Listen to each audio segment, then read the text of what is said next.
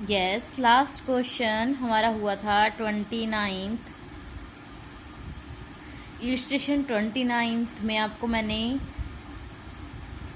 Adjustment entry करना बताया था, जिसमें don't want to distribution profits and don't transfer general reserve in capital account था।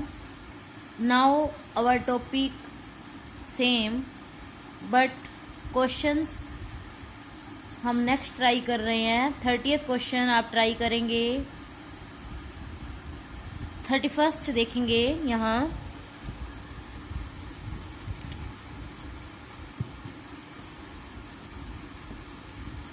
A, B, C are partner sharing profit and losses in the ratio of 2:3:4. They decided to share future profit and losses in the ratio of 4:3:2. A, B, C 2:3:4 में पहले profit share कर रहे हैं। Profit और loss का उनका old ratio जो है वो 2:3:4 है। नाउ उन्होंने डिसाइड किया है कि वो 4:3:2 में फ्यूचर में प्रॉफिट शेयरिंग रेशियो ये रखेंगे। They also decided to record the effect of the following without affecting their book value. और उन्होंने ये भी डिसाइड किया है कि वो बुक्स को बिना चेंज किए, without affecting their book value, उनकी बुक्स पर कोई बुक वैल्यू पर कोई इफेक्ट नहीं रहेगा। तो इस तरीके से वो एडजस्टमेंट एंट्री कर रहे हैं। तो यहाँ जनरल रिजर्व बैलेंस शीट में general reserve, profit and loss account और एडवर्टाइजमेंट सस्पेंस हमारा एसेट साइड पर होता है, ये हमको गिवन है। जनरल रिजर्व और प्रॉफिट एंड लॉस हमारा क्रेडिट बैलेंस होता है। अगर प्रॉफिट एंड लॉस के साथ क्रेडिट बैलेंस या डेबिट बैलेंस कुछ नहीं कहा तो हम इसको क्रेडिट बैलेंस ही मींस प्रॉफिट ही मानकर चलते हैं। और एडवर्टाइजमेंट सस्पेंस हमारा डेबिट बैलेंस होता है। तो यहाँ हम सिंगल एक एंट्री करेंगे। इसने यही बोला है you are required to give necessary single journal entry. अब यहाँ करना क्या है, आपको बुक वैल्यू को चेंज नहीं करना है, मींस जनरल रिजर्व और प्रॉफिट एंड लॉस को डिस्ट्रीब्यूट नहीं करना है या ट्रांसफर हम कह सकते हैं कि कैपिटल अकाउंट में नहीं करना है। तो आपको करना क्या है कि as it is balance sheet में शो करते रहना है। तो जब पर्सन का 2:3:4 में यहाँ हम देखेंगे A, B और C तीन पार्टनर हैं जो 2:3:4 में पहले डिवाइड करते थे। नाउ न्यू रेशियो उनका है 4:3:2। तो जो पर्सन पहले इस रेशियो के अकॉर्डिंग कर रहा था, अब उसको इस रेशियो के अकॉर्डिंग वो प्रॉफिट जो है शेयर हो रहा है उनके बीच में। तो अब अगर पर्सन का रेशियो चेंज आ रहा है तो जनरल रिजर्व या प्रॉफिट का लॉस का बैलेंस या एडवर्टाइजमेंट सस्पेंस वो पर्सन के पहले की रेशियो के अकॉर्डिंग है। अगर जनरल रिजर्व और प्रॉफिट एंड लॉस की बात करें तो उनके पहले का कमाया हुआ है, वो उनके पहले के कमाए हुए पैसे को ही साइड में रखा हुआ था जो रिजर्व बनता है।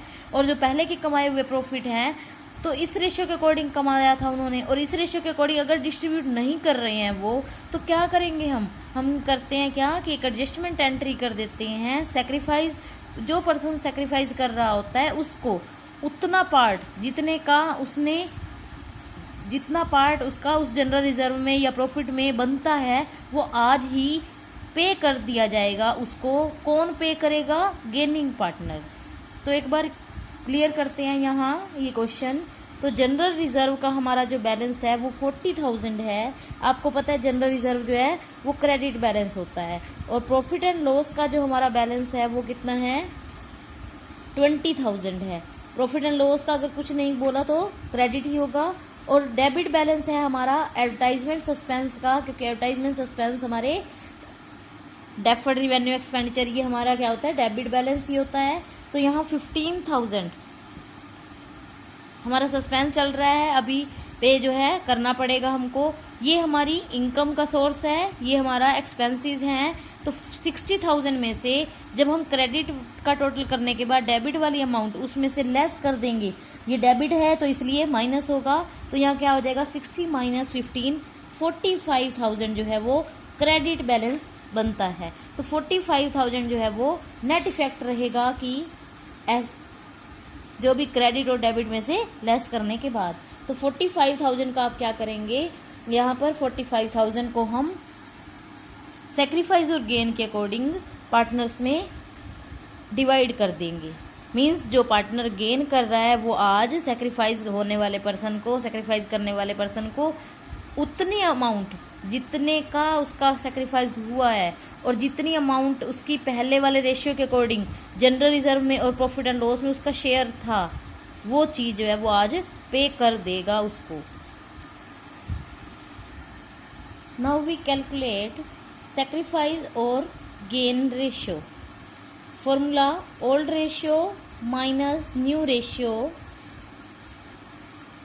2/9, 3/9 एंड 4/9। यहाँ 4/9, 3/9 और 2/9 हमने ओल्ड रेशियो को लिख दिया, यहाँ न्यू रेशियो को लिख दिया। Old ratio minus new ratio करेंगे तो ए का 2/9 minus 4/9 is equal to minus 2/9। LCM 9 आ जाएगा, तो यहाँ ये पर्सन गेन कर रहा है। सेकंड बी का 3/9 माइनस 3/9 सेम 0 आ जाएगा। बी जो है ना तो गेन कर रहा है ना ही सेक्रीफाइस कर रहा है। सी का क्या है 4/9 माइनस 2/9, तो क्या हो जाएगा 2/9, ये सेक्रीफाइस कर रहा है। आपको ये सबको पता है कि जब हम old ratio minus new ratio का फॉर्मूला लगा कर रहे हैं, मतलब सेक्रीफाइस का फॉर्मूला लगा रहे हैं, और आंसर अगर पॉजिटिव में आता है तो इट मीन्स वो सेक्रीफाइस होता है, और अगर आंसर नेगेटिव में आता है तो वो गेन होता है। सभी को पता है ये चीज। तो यहाँ हम 2/9 के अकॉर्डिंग जो अमाउंट हमारी नेट इफेक्ट आया था 45,000 का, उससे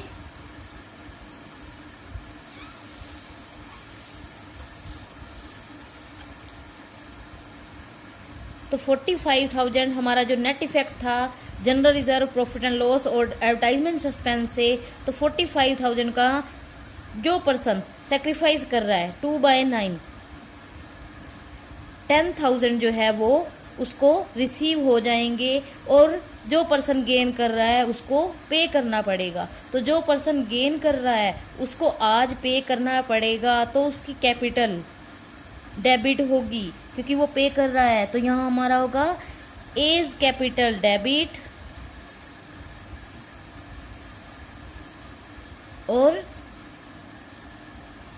बी का कोई केस नहीं है क्योंकि बी ने ना सेक्रीफाइस किया ना गेन करा है। तो सी का केस है, तो सी की कैपिटल जो है वो सेक्रीफाइस, सी ने सेक्रीफाइस किया तो सी की को अब रिसीव होगा, तो सी का कैपिटल अकाउंट जो है वो क्रेडिट हो जाएगा। तो यहाँ 10,000 से ये डेबिट एंड 10,000 से ये क्रेडिट, मीन्स ये पर्सन इसको दे देगा।